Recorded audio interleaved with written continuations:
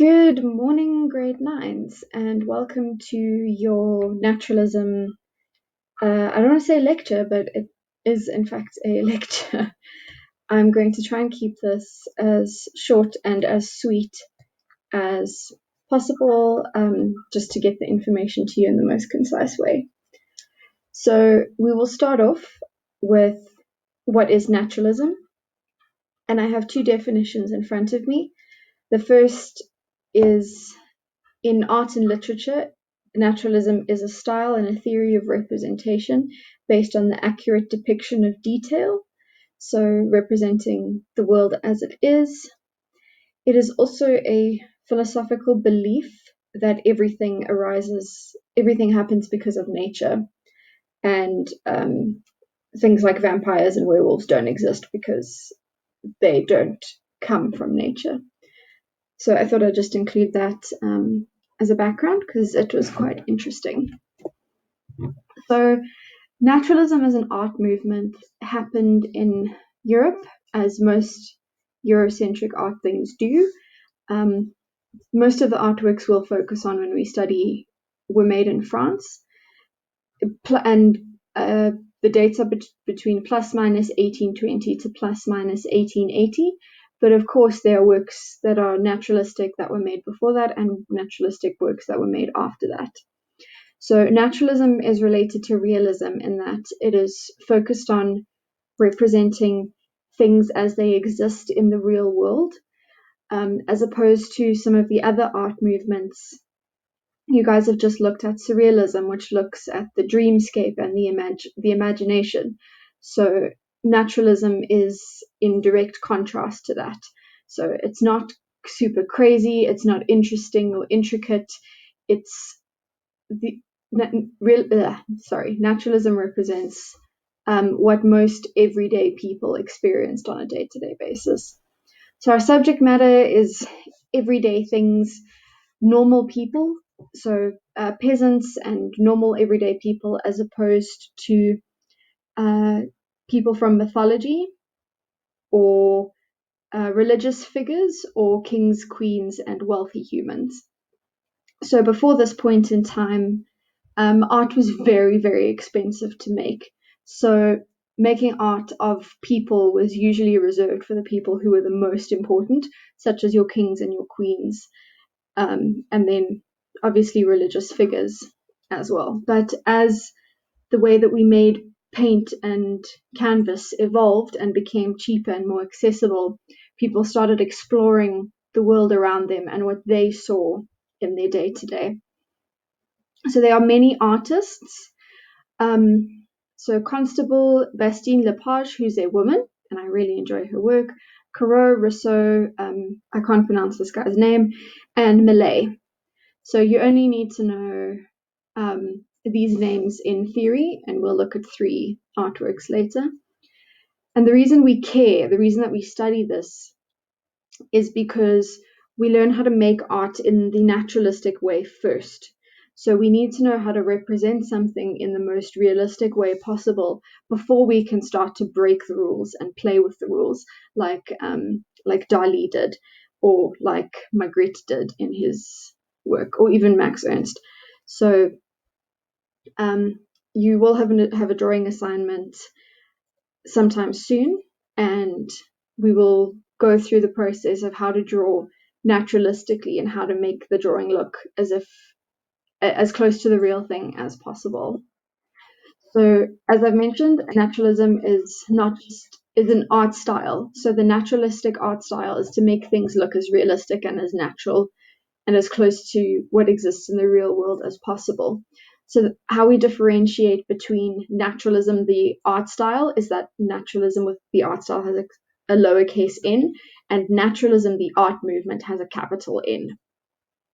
So words to use when you're talking about naturalism is everyday, common, essential, innate, ordinary, reasonable, familiar, regular, native, pure, whole, wild, and unaffected. So all of these speak to the ordinary and day-to-day nature of the artwork that was being made. So what is an aesthetic?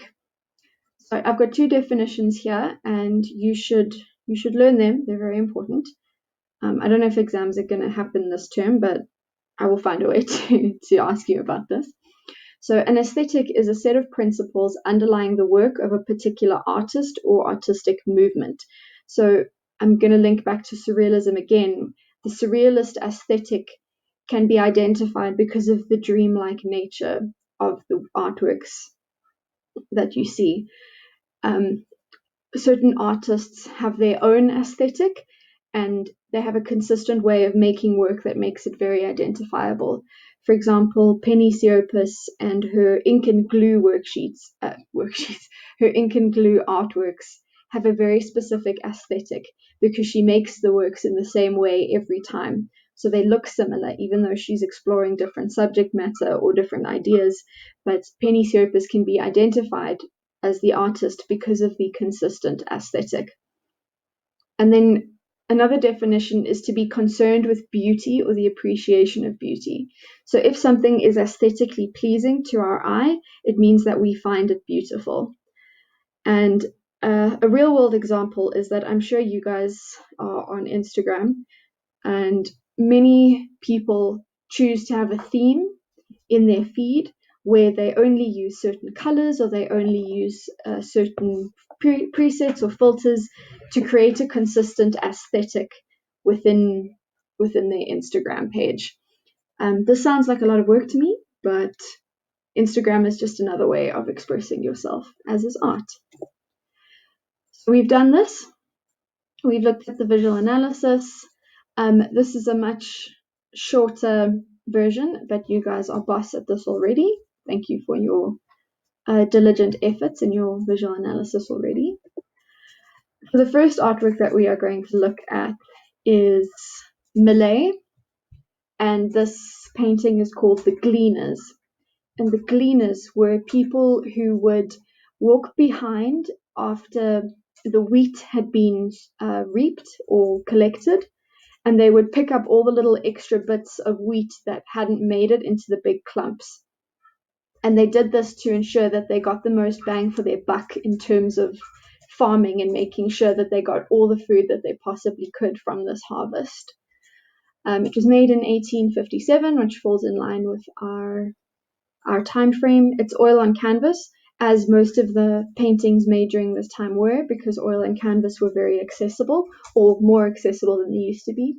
It's fairly big, and it can be found in a very well-known museum in France, but my French is not great, so I'm not going to try and pronounce that. So what Millet has done is that he's really managed to capture the essence and capture the moment of this gathering of the extra wheat. I mean, you can see down here an actual head of wheat that this woman is picking up.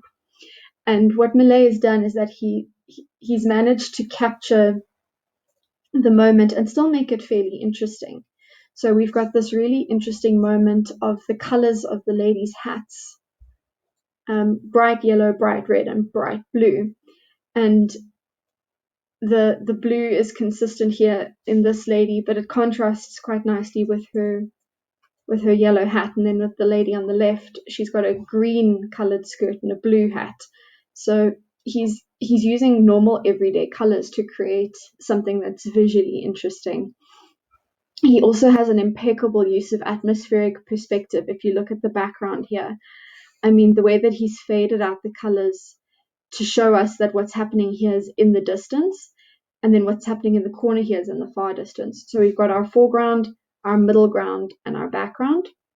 Well, the sky can be the background, but we have something that's happening at the front of the painting, and then this gathering that's happening in the middle. I mean, you can see there's a gentleman here, and there's some wheat and some hay. We've got some people and some horses and a huge bunch of hay in this wagon type thing. We've got a person here and some trees. And then all the way in the far distance, you can see the little town where all the people were living, along with the gentleman on a horse, which Millet's attention to detail is what makes him one of my favorite artists. Like this little wheat stalk that the lady's picking up here, and the way that he's shown the sharpness of the wheat being harvested in these really sharp, jagged little lines here. So this is a very ordinary, boring, mundane scene of people harvesting wheat. And you wouldn't think that this would be a super interesting painting, but it is. And the one thing that I really enjoy is the consistent and stable composition that he's got going here. So if we draw a shape around the woman, I think all three of them can be our focal point. My eye keeps moving between these three hats as our focal point. But if we draw a shape around them, we get a rectangle. And rectangles are very stable and safe in art because they're not going to fall over and they're not top heavy. So they're comforting to our eyes and our brain, because if you look at a rectangular thing, it's not going to react wildly or crazily. It's probably just going to sit there quite nicely. So yeah, this is Malay. Feel free to Google the rest of his work. It's really, really lovely.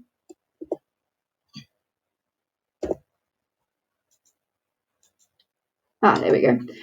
So the next painting is my personal favorite out of the bunch. It is called Haymaking. This is the French title, by Jules Bastien Lepage, who is a female painter. She's very, very cool, and I make a point of including more female artists in these PowerPoint presentations because the art world has typically been very, very male dominated, and I'm going to change that with my teaching. So it was made in 1877, so rather later in the Naturalism period, obviously oil on canvas. It's really big. So it's a meter by almost 2 meters. So picture that in your head as being quite big. And it's in the same museum as our previous painting. So if we look at this, it's related to the previous painting in that we've got people who are engaging in farming labor. So these people are making hay.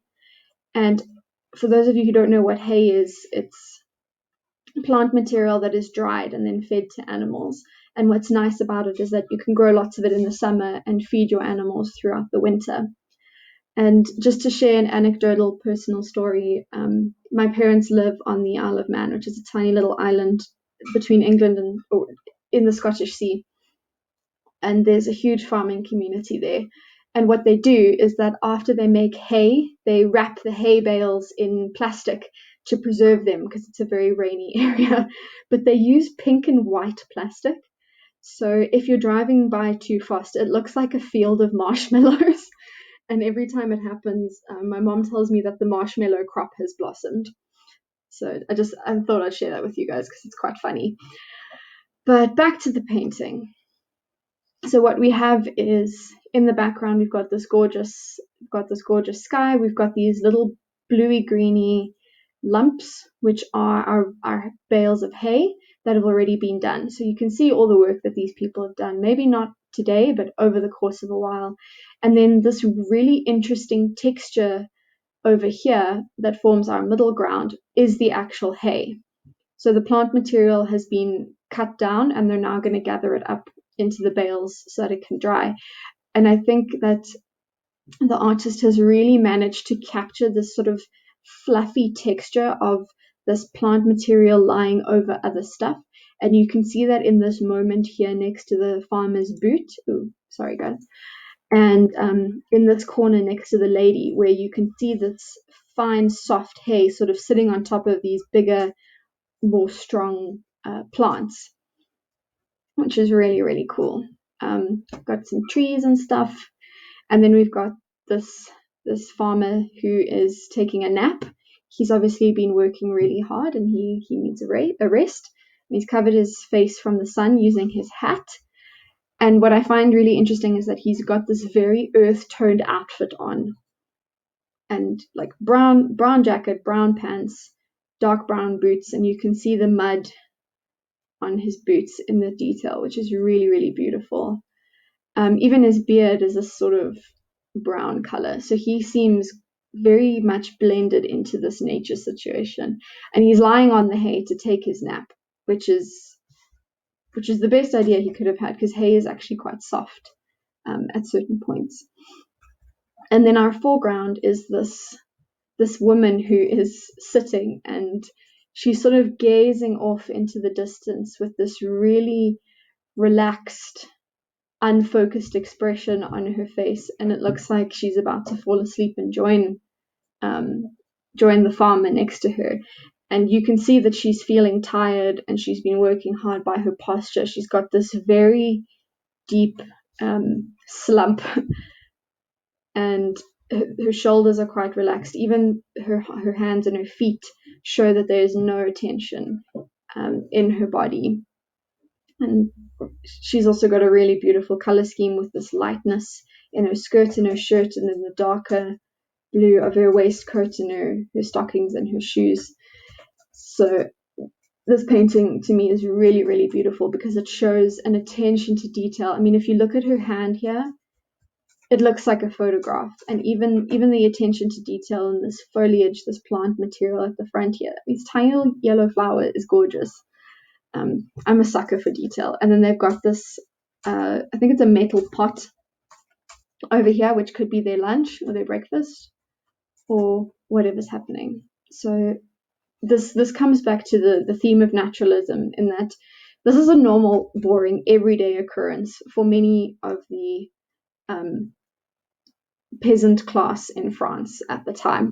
They were farmers, they were laborers, they were workers, and they did what they could to feed themselves and their community. So yeah, really, really beautiful painting. It's one of my personal favorites. The next one we're going to look at is Clausen, and this one is a little bit different. The title is very self-explanatory. It's a frosty March morning, keeping in mind that winter in the northern hemisphere happens between November and sort of January, February, and sometimes it still gets cold and frosty moving into spring for them. This was made in 1904, which is a little bit after our typical naturalism time frame, and the fact that it was made so much later really is evident in his brush strokes and how he applies paint to canvas. Excuse me. So this is oil on canvas, as is most things. It is 63.5 by 76.2 centimeters. It's a very weird canvas size, but he obviously made the painting and mounted it on the wooden frame at a later stage, which is why we have these weird precise measurements. And it's found in the Tate in London. It's not on display all the time because the Tate has a giant collection and they tend to rotate out their artworks that are on display to ensure that all of them are preserved as best as possible. So yeah, okay. So let's start to talk to the painting. We've got this really beautiful, soft, foggy, misty background. I mean, you can see the way that he's blended the paint in this little area and the way that he's approached this little tree. You can see the fog and the mist in the distance.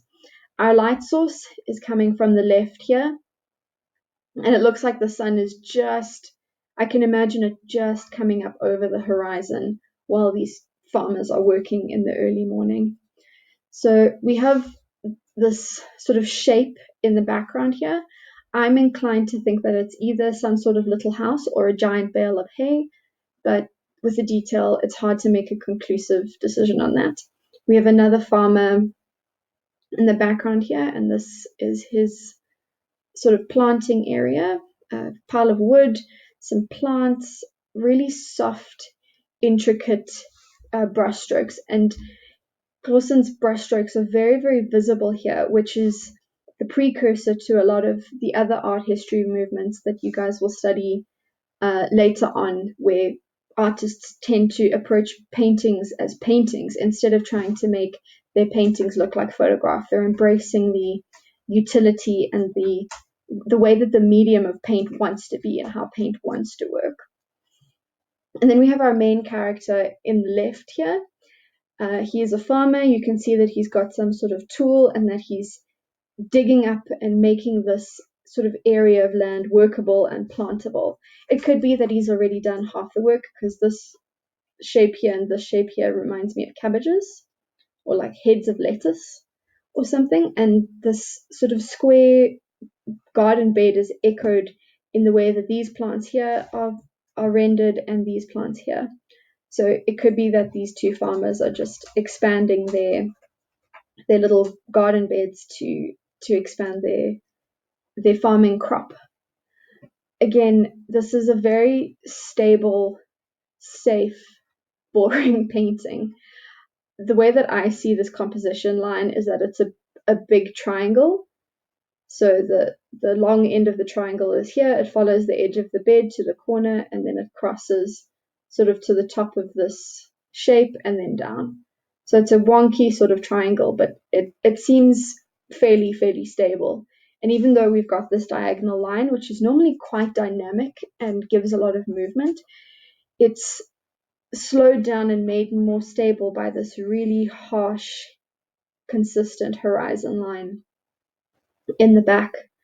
And I love the way that Clausen has approached color here, where the colors are all very soft and very muted, and it does look like the way that the light looks first thing in the morning as the sun's just coming up. And we have this echoed here. We can see the light sources coming from the left by the shadow on the front of the man and the shadows that he's sort of casting onto the bed of the garden that he's currently, I think the word is tilling or plowing, something along those lines. I'm not a farmer.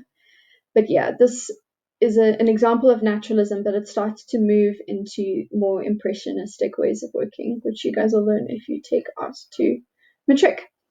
So these are the three artworks, and I hope that they quite clearly illustrate the sort of normal, boring, everyday stuff that is represented in the naturalism art movement.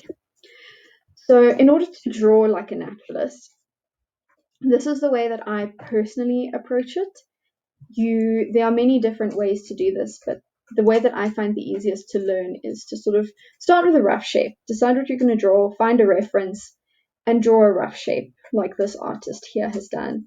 Then you can add some guidelines, and you can refine your lines in pencil, or you can draw them in pen, and then you sort of erase the planning lines, and then you can add tone and detail and color and all of that other stuff. But when you do draw like a naturalist, I really do suggest looking at references, because the stuff that comes out of your head is not always entirely naturalistic or accurate. But I will be making a drawing tutorial for you guys to prepare you for that assignment. So I hope that will help you in more detail than this. I wish you luck. I miss you guys, and I will engage with you soon.